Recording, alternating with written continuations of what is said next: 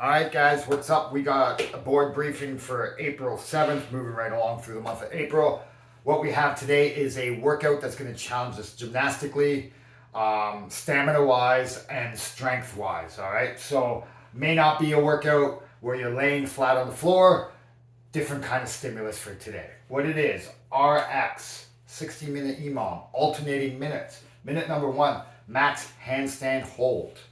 Okay, we're back against the wall like a handstand push-up. And then minute two, max L-sit hold. So those L-sits are done from the floor. Things to make that easier. Parallettes and boxes can work too. So 2 boxes. Trick here is we want to get, say this is our heel. We want to get our heel above our hip crease. So not only do we want this, but we want this, right? Extremely difficult. Now, if that's too challenging for us at that point, we can bring our knees in, make it a little bit easier, but we still want our knees up nice and high, okay? Want to challenge more than that, stick one foot out, see how that works. So, number of different ways to slice and dice this workout. When it comes to scaling handstand push-up, you can go like nose and toes hold. So you wall walk up the wall, you can hold like that. You can get a box and do a pike hold.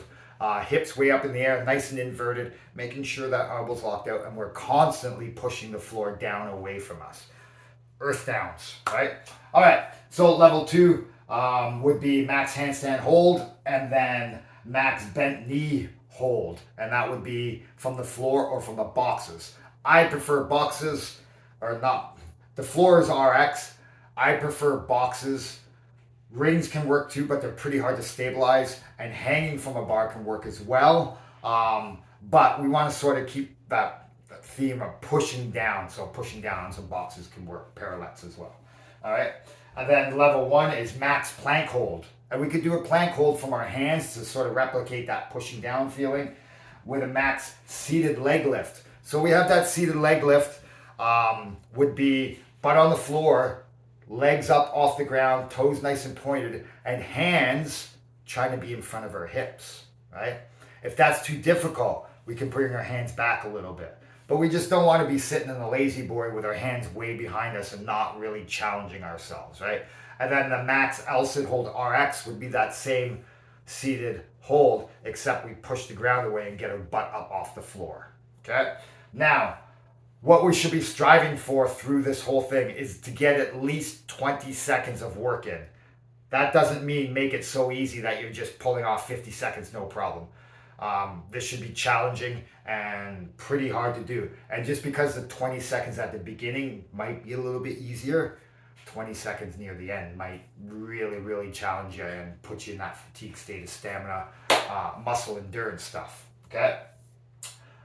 Yeah, that's our day in a nutshell. However, we also have running, okay? So we have a pre-WOD skill, it's 5 sets, 100 meters.